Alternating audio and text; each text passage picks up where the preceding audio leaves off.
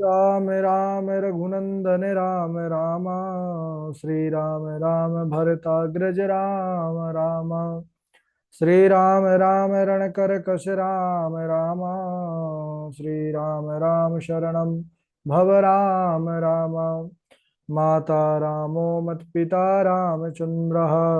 स्वामी रामो मत्सखा रामचन्द्रः। सर्वस्वं मे रामचन्द्रो दयालुर्। नान्यं जाने नैव जाने न जाने। अञ्जनानन्दनं वीरं जानकी शोकनाशनं। कपीशमक्षहन्तारं वन्दे लङ्काभयङ्करम्। भक्ति भक्त भगवंत गुरु चतुर्नाम वपुए। इनके पद बंदन किए नासत विघ्न अनेक। बोलिए श्री राघवेंद्र सरकार की जय। रामायण श्री राम कथा की जय। श्रीमद गोस्वामी तुलसीदास जी महाराज की जय। परम मंगलमय परात्पर क्लेश्वर अचिंत कल्याण गुणगण निधान सर्वेश्वर सर्वाधिपति श्रेष्ठाचरणवान।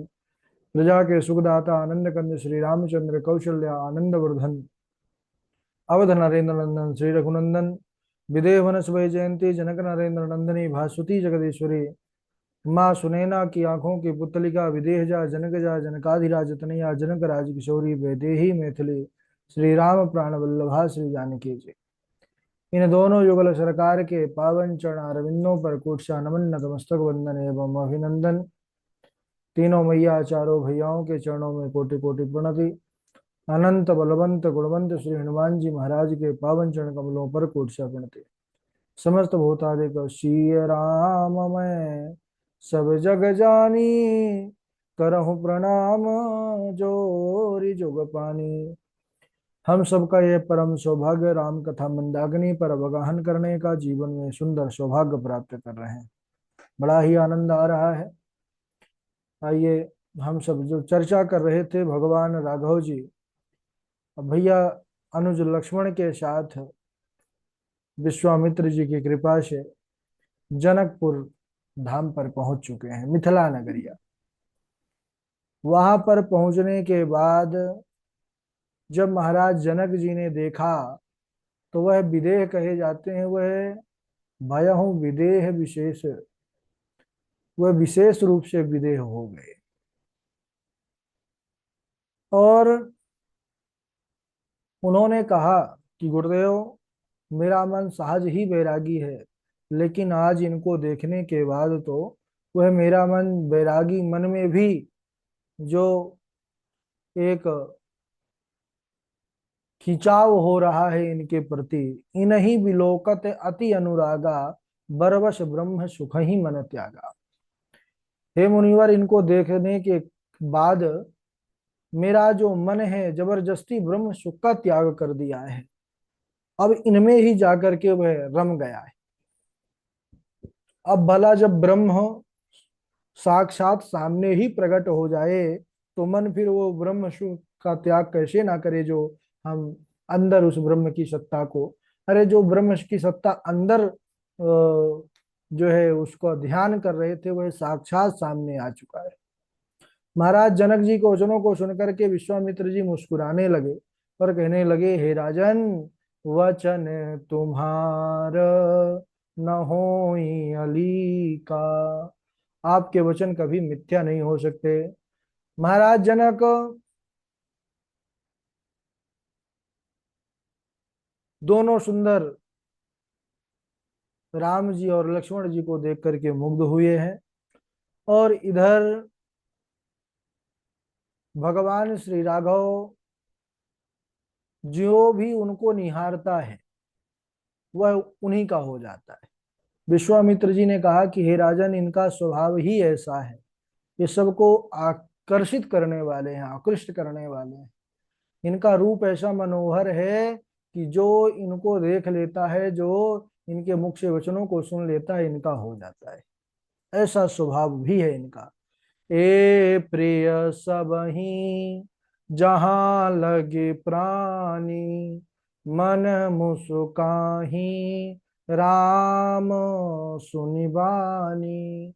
रघुकुल मणि दशरथ के जाए, मम हित लागी नरेश पठाए। ए प्रिय सबहि जहां लगी प्राणी, मन मुस्काहि राम सुनु वाणी।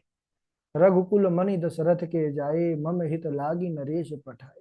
हे राजन, जगत में जहां तक जितने भी प्राणी हैं सभी इनको प्रिय हैं और ये सबको प्रिय है। विश्वामित्र जी की रहस्यमयी वाणी सुनकर के मानो प्रभु मुस्कुरा रहे हैं और कह रहे हैं कि गुरुदेव, आप तो अंतर्यामी हैं, सब कुछ जानने वाले हैं, संत भगवंत की गति को जानते हैं। तो मानो निवेदन करना चाहते हैं कि प्रभु आप इस रहस्य को अभी उजागर नहीं करिएगा, क्योंकि अभी वह समय नहीं आया है। तब मुनि ने कहा कि राजन, रघुकुल मणि दशरथ के जाए। ये महाराज दशरथ के दोनों पुत्र हैं। ये बड़े, इनका नाम राम है, छोटे का नाम लक्ष्मण है, और इन्होंने मेरे साथ इनको भेजा है मेरे यज्ञ की रक्षा करने के लिए, और इन्होंने सकुशल मेरे यज्ञ की रक्षा को, जो है यज्ञ को पूर्ण किया है, उसकी रक्षा करेंगे। और यह दोनों भाई रूपशील और बल के धाम हैं, सारा जगत इस बात का साक्षी है। इन्होंने युद्ध में असुरों को जीत करके मेरे यज्ञ की रक्षा की। महाराज जनक जी ने कहा कि हे मुनिवर, आपका यज्ञ तो पूर्ण हो गया, अब इस दास के यज्ञ को भी आपको पूर्ण करना है। अपनी कृपा से इस यज्ञ को भी अब आप पूर्ण करिए। महाराज जनक ने विश्वामित्र जी की बड़ी प्रशंसा की है।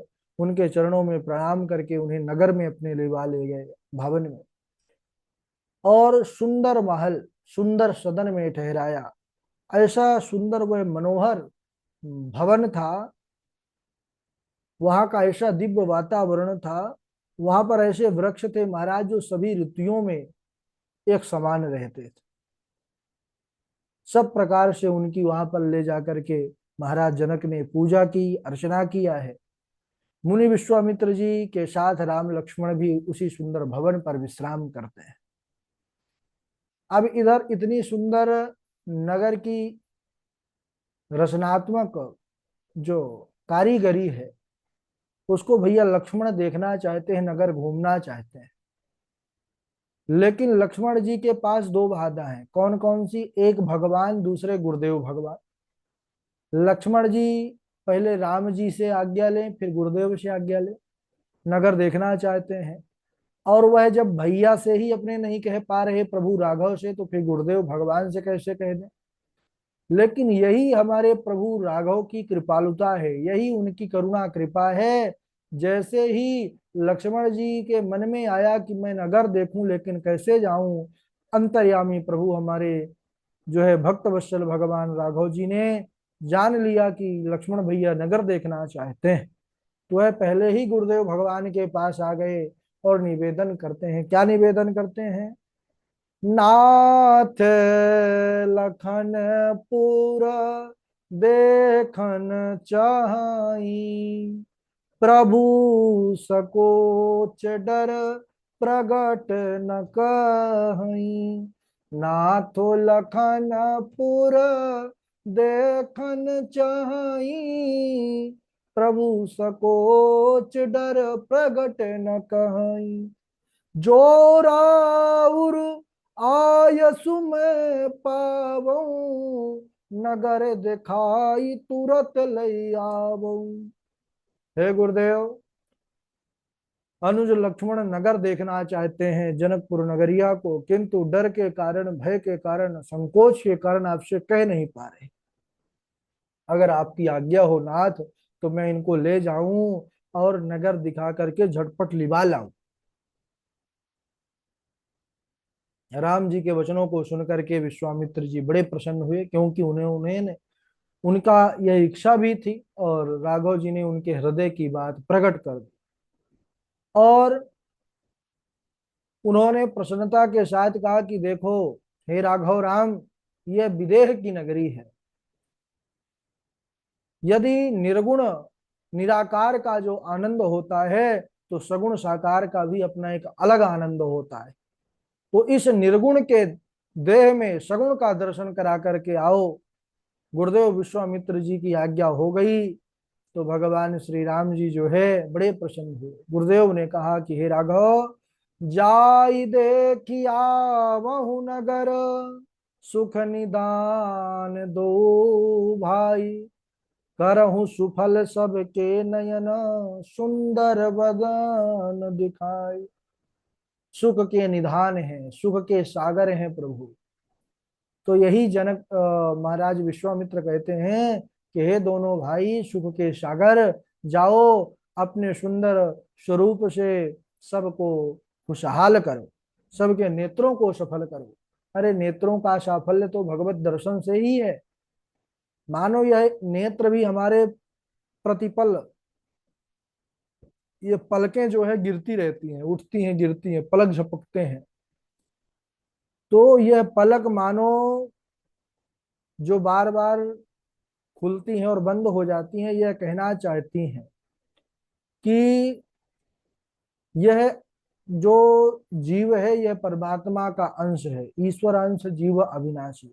इसीलिए वह मानो निरंतर प्रतीक्षा करता रहता है, बंद होता है और खोलता है कि क्या प्रभु आ गए, प्रभु आए। देखता है नहीं आए तो फिर पलकें गिर जाती हैं। लेकिन हम सब का यह कितना बड़ा ज्ञान है कि जिससे हमारा वास्तविक संबंध है उसको तो कभी याद नहीं करते, और जिससे हमारा झूठा रिश्ता है हम सदैव उनको ही याद करते रहते हैं। संसार को याद करते हैं लेकिन संसार वास्तविक रिश्ता संसार से तो है नहीं। संसार को जो बनाने वाले हैं, संसार को जो रचने वाले हैं, उन प्रभु से हमारा वास्तविक रिश्ता है। संसार क्या है? संसार स्वप्न की भांति है। बड़ा सुंदर एक कथा आती है कि एक राजा जो बड़े सत्संगी थे, और वह एक बार शहर से अपने दूर गए तीर्थ यात्रा में। अब पहले तीर्थ यात्रा होती थी, अब आज के जैसे सुख सुविधा तो नहीं थी वाहन की कि झट गए फट आ गए। पहले ऐसा होता था, पहले तीर्थ यात्रा भी पैदल जाते थे, कई कई साल लग जाते थे। ऐसे ही वह गए सज्जन, राजा थे। और जब वह राजा लौट करके तीर्थ यात्रा से आए अपने पत्नी समेत, तो इधर उस समय उसी बीच का जो अंतराल का समय था, उस राजा के राज्य में ऐसा भूकंप आया कि सारा का सारा उसका शहर जो है धंस गया, नष्ट हो गया, समाप्त हो गया, नामो निशान उसके राज्य का मिट गया। अब लौट करके आया, जब देखा कि सारा राज्य उसका नष्ट हो चुका है, अब कुछ नहीं है, तो राजा हंसने लगा।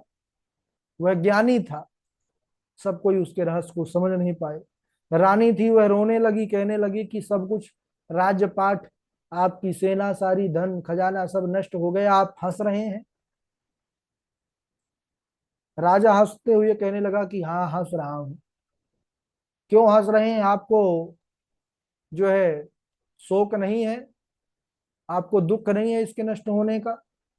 राजा ने कहा कि देखो तुम मूर्ख हो जो तुम इसके नष्ट होने पर दुखी हो रहे हो।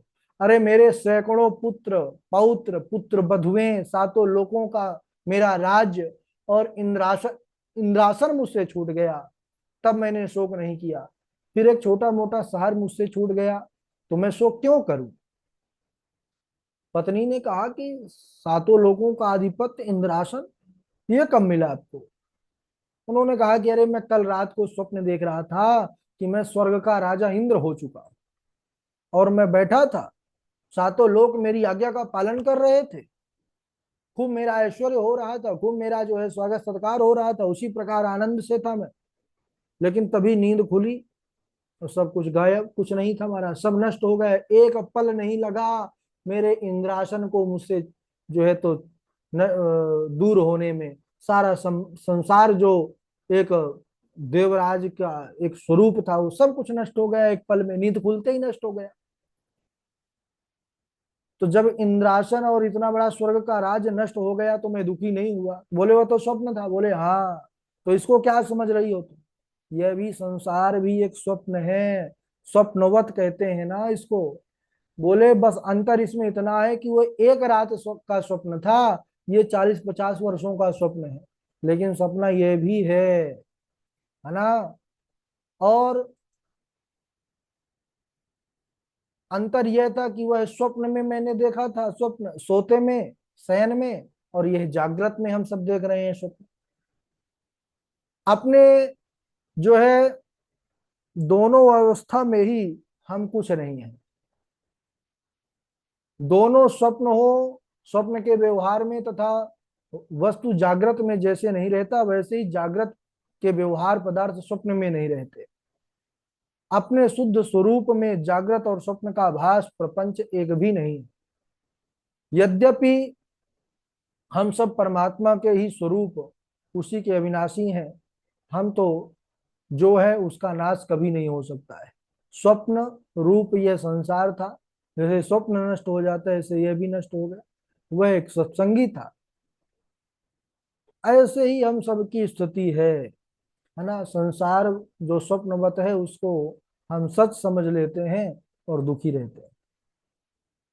यद्यपि प्रवाह रूप जगत अपने क्षेत्र में सत्ता सहित सदैव स्थित है, तथापि उसका प्रतीत इंद्रिय अंतःकरण संबंधी स्वप्नवत कल्पना से ही होता है। जिस दिन प्राण छूटने लगते हैं, उस दिन 100 वर्ष की आयु भी 1 मिनट के जैसे लगती है, और कुटुंब, समाज, संपत्ति सब कुछ स्वप्नवत प्रतीत होने लगता है जब व्यक्ति का शरीर छूटता है। तो यह संसार असार है। जीवन जो है क्षणभंगुर है। केवल मोक्ष प्राप्ति ही सार है। भजन भक्ति बिना मनुष्य अपना जीवन अगर संसार में लगा रहा है तो वह व्यर्थ लगा रहा है। इसलिए यह राम कथा हमें बतलाती है कि निरंतर हमको अपने वास्तविक संबंध का स्मरण करना चाहिए। वास्तविक संबंध किससे है हमारा? वास्तविक संबंध हमारा प्रभु से है। इसीलिए जो संत लोग होते हैं वे निरंतर प्रभु का ही सुमिरन करते हैं। अरे रटन लागी जिह्वा राम ही राम हो, रटन लागी जिह्वा राम ही राम, रटन लागी जिह्वा राम ही राम, रटन लागी जिह्वा राम ही राम। अखिया कहे हरि दर्शन करवे राम, अखिया कहे हरि दर्शन करवे, कनवा कहे हम सुनब पुराण, रटन लागी जिह्वा राम ही राम, रटन लागी जिह्वा राम ही राम। इस प्रकार जब भगवत कृपा हो जाती है तभी हमारा जो मन है वह प्रभु की ओर जाता है। गुरु विश्वामित्र जी की आज्ञा प्राप्त करके भगवान श्री राघव जी, लक्ष्मण भैया दोनों जो है जनकपुर की शोभा देखने के लिए गए। जैसे ही जनकपुर में महाराज निकले हैं बाहर, वैसे ही पूरा का पूरा समाज इकट्ठा हो गया प्रभु के दर्शन के लिए। देखन नागार भूप सुत आए, समाचार पुरबासिन पाए, धाये धाम काम सब त्यागी, मनहु रंक निधि लूटन लागी।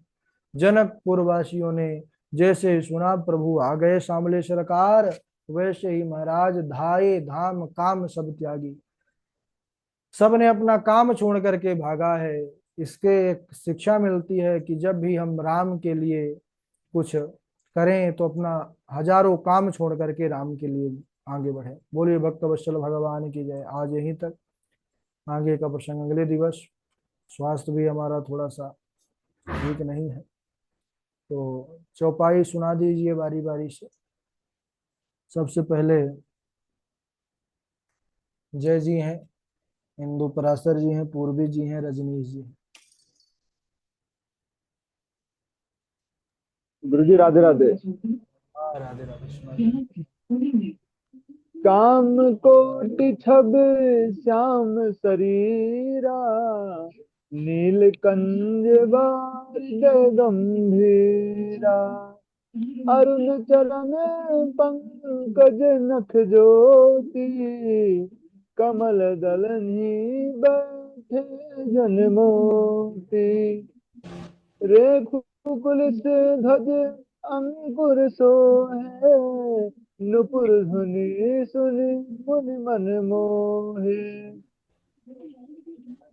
यहाँ वहाँ दुई बालक देखा, मति ब्रह्म मोर की आन विशेषा, देखी राम जननी अकुलानी, प्रभु हंसी दीन मधुर मुस्कानी। श्री सीताराम गुरु जी। श्री सीताराम सुनाइए। राधे राधे गुरु जी प्रणाम। हाँ राधे राधे।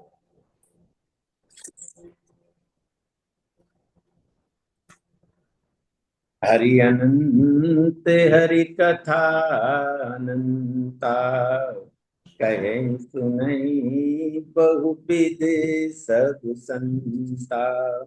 रामचंद्र के चरित सुहाए, कलप कोटि लग जाए न गाए। स्वयंभू मनवर सतरूपा, जिनते भे नर श्रेष्ठी अनूपा। दंपति धर्म आचरण नीका, अजय उगाव श्रुति जिनके लीका। होयन विषय विराग, भवन बसत भा चौथपन। हृदय बहुत दुखी लाग, जन्म गयऊँ हरि भगत बिन। पेट में प्रौढ़ पुनि प्रौढ़ मई, पलना पौढ़ के बाल कहायो। पलना पौढ़ के बाल कहायो। ज्वान भयो युवती संधे पोड्यो, ज्वान भयो युवती संग पोड्यो। पौढ़त पौढ़त ज्वानी गवाई, क्षीर समुद्र के पौढ़ निहार को। न तेने कबहु न ध्यान लगायो। पौढ़त पौढ़त पौढ़त ही अब, पौढ़त पौढ़त पौढ़त ही अब। चिता में पौढ़न के दिन आयो। तीरथ परम नैमिषे विख्याता, अति पुनीत साधक सिद्धिदाता। बसई तहाँ मुनि सीधि समाजा, तही हर्षि चले मनुराजा। राधे राधे गुरु जी प्रणाम। राधे राधे। राधे राधे गुरु जी प्रणाम। राधे राधे। तीरथ परम नेमिष विख्याता, अति पुनीत साधक सिद्धिदाता। वसही तहाँ मुनि सिद्ध समासा, बसही तहाँ मुनि सिद्ध समाजा। तहीं हर्षि चलो मुनि राजा। जनि डर पहु मुनि सिद्ध सुरेशा, तुम ही लागी धरिहऊ नरवेशा। हरिओ सकल भूमि गरु आई, निर्भय हूँ देव समुदायी। एक बार भूपति मन माही, भय गलानि मोरे सुत नाही। राधे राधे गुरु जी। हाँ राधे राधे।